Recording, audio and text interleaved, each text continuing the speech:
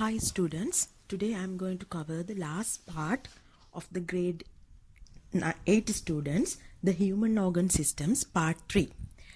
In this chapter we have already discussed about excretory system, nervous system, and now we have to talk about our human skin.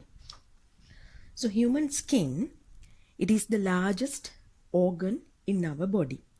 It is one of a sensory organ and its weight is about 4.5 kilograms and its thickness is 1 to 2 millimeters in an adult.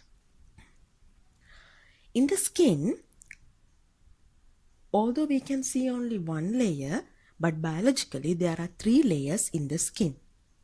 They are epidermis, dermis and hypodermis. Now in this picture you can see what are the 3 layers and what are the materials, what are the things that are included in these layers. First we'll talk about the epidermis. It is the outermost of the skin which we can see outside of our body, and it is made up of several layers of cells. Several epithelial cells are there. So this is the skin, this is the layer that we are removing as dirt. Every day when we are bathing, we just remove the dirt. Some dirt materials are removing. That means the dead cells of epidermis. So every day dead cells are produced. Every day the cells get dead and new cells are replenishing also. And in the epidermis, it is the layer which produces the pigment melanin. You know, melanin is the pigment that is giving the color for your body. Some are fair in color, some are dark in color. That one happens because of the melanin. So melanin is important to protect our skin from ultraviolet rays. Then in lower to the epidermis there is the layer called dermis. It contains various materials. It contains our hair, skin hair, sweat glands, sebaceous glands, muscles, nerve endings, blood vessels, all are available in the dermis. The hair covered by our body, it starts from the dermis, and the sweat, when we feel it sweating, the sweating happening, the sweat glands are available in dermis. Sebaceous glands means in some secretions are coming from our body. That means we call them as whitehead and blackheads are coming out of the body because of the sebaceous glands. And all the muscles, nerve endings, you feel when you touch something because the nerve endings are going for the dermis, and the blood supply for the whole skin is given by the dermis. So dermis is somewhat thicker than the epidermis. Under the dermis you can find the hypodermis. Hypodermis is the last part of the skin. So it is at the underneath position. It is an epidermal layer of cells and it secretes the chitinous cuticle. Chitinous cuticle is there in our skin, that is secreted by the hypodermis.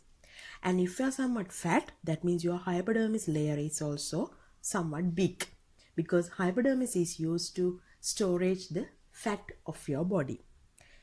Because of this fat storage, the hypodermis is responsible to regulate your body temperature.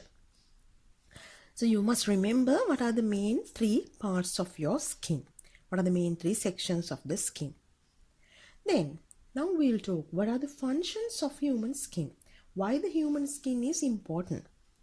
First one is, it is the protective layer of our body. All the bones, all the important organs, all the systems are covered by the skin.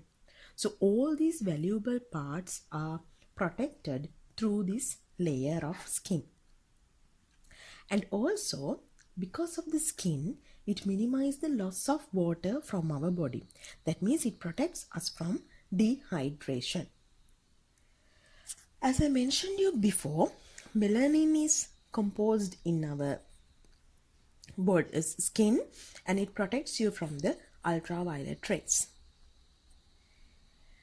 Then another protective function is the sebaceous glands in our body. They secrete sebaceous substances, secretions, and they act as a barrier against microbial infections. So there is a natural defense in the skin itself. So likewise, by these examples, we can tell that skin is a protective layer.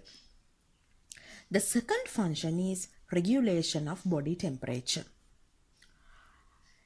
We know we are warm-blooded animals. That means if we go to a cool place, just like Noor earlier, if the temperature is about 16 degrees Celsius, so our body will not change the temperature for 16 degrees Celsius. When you go for a warm place, we are not going to change our body's temperature according to the environment temperature. That ability we call as cold-blooded animals. Amphibians, fish, snakes, reptilians, they are cold-blooded. But especially birds and mammals, they are warm-blooded. That means we are not changing our temperature according to the place we are. So then the regulation of the body temperature is done by this human skin. When the temperature increases in the environment than the body temperature, the sweat glands secrete sweat to release more and more heat. When the temperature is lower than the body temperature, the blood supply to the skin is prevented. Then secretion of the sweat is minimized. Then our hair rises and we feel like shivering. So by the skin, however, the temperature of our body is regulated according to the environment we are. That is the second function. Third function is acting as a sensory organ. We know skin is the main largest sensory organ in our body. In the dermis, there are nerve endings. Then it detects the pressure, touch, and temperature of different other external objects. The fourth function of human skin is the synthesis of vitamin D. We all know that before 8 a.m., by using the sunlight before 8 a.m. sunlight, the skin itself can produce vitamin D. So no need to take vitamin D through foods or outsidely. It is generated in your skin itself. Fifth function of the skin is the excretion. The sweat glands secrete sweat. We talk in the excretory system also that it's an excretory material which contain urea, uric acid and ammonium salts. Therefore, skin is considered as a secretory organ.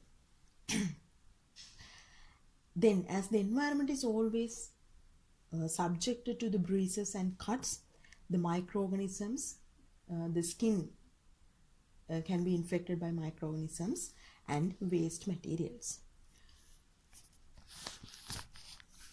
So, always we have to protect our skin. So these are the main 5 functions of the human skin. So I told you that as the skin is the outermost layer of our body, it always subjected to different pressures, bruises, cuts, those things. So how can we maintain a healthy skin? It is vitally important to have a healthy skin. For each and everything, the first thing we have to do is we have to get a nutritive diet. That means there should be all the vitamins, carbohydrates, proteins, lipids, all should be included in your diet. Vitamin A and vitamin E are the most essential vitamins for your healthy skin. Then you can consume more and more fresh vegetables and fruits. They are the components that have high amount of vitamin A and E. Then to keep your skin moistly, you have to drink water, adequate amount of water daily. Second step, you have to gentle to your skin.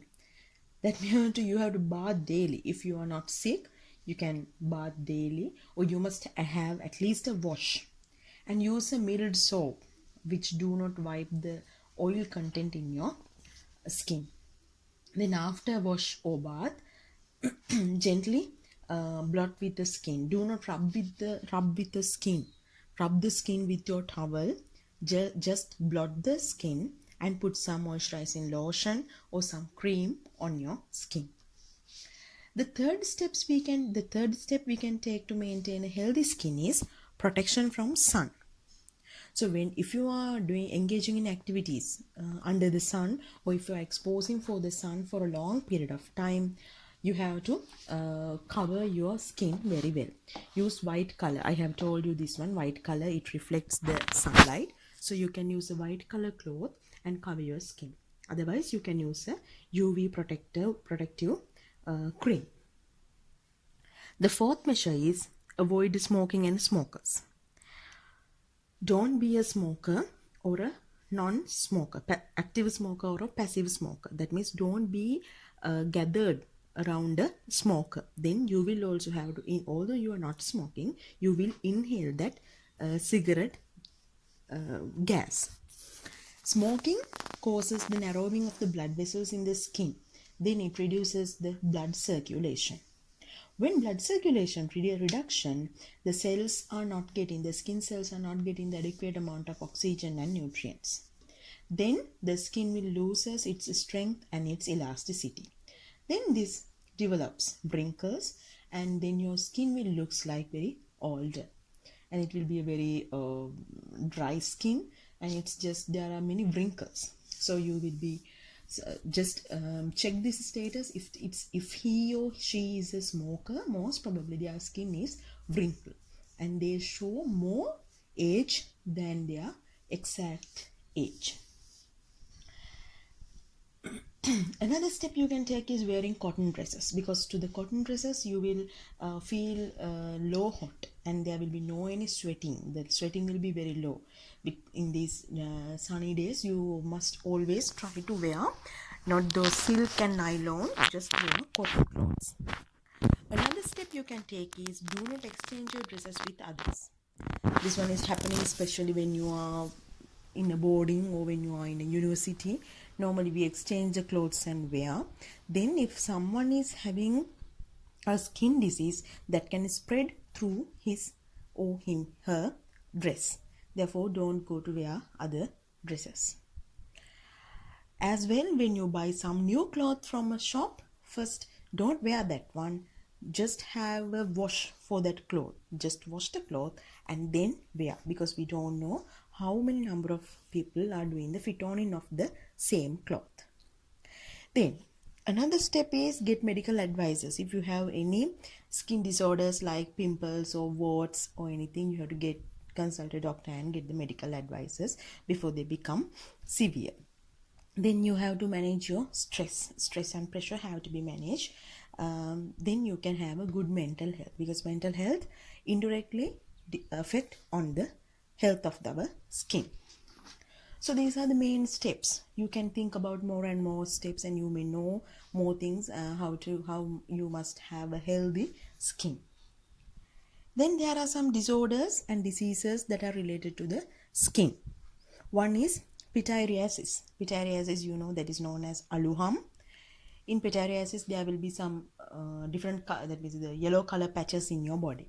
If your parents are having pityriasis, definitely it will come to you, and it will again transmit for your babies also. Then another one is removal of skin. That in the very cold environment, we'll feel that one, removal of the skin from our palm and from our feet, those places. Then you may have some warts in different places, especially near your sexual organs, near the skin of your sexual organs. There may be some warts, and under the armpit. So you have to always care about your cleanliness. If you are very clean, if your clothes are daily washed, if you are not wearing the cloth twice a day, repeat, that means repeatedly. Today, wearing the same dress you wore today in the tomorrow, then there may be some bacterial fungus things in that cloth. They are the ones who are causing the warts, Then the pimples, acne, those things. Another one is the heel is getting dry. Normally, there may be some splits in your back of your heel. Most of your parents, I think not you, but most of your parents are experiencing that one. There are some cracks in the feet. So then you have to apply some creams, and you can consult a doctor and get the medical advices. So these are the main skin diseases that you have to face if you are not following a good health habits. So this is the end of this lesson, and in this part you must remember what are the parts of the skin and what are the functions done by those relevant parts. Then what are the functions of the skin? How can you have a healthy skin? What are the health precautions you have to follow, and what are the skin diseases and disorders? So I think now we have finished the human organ systems, the full lesson. So I think you have got an idea about the excretory system, nervous system, and the human skin. So thank you very much, and once again we will meet with another video.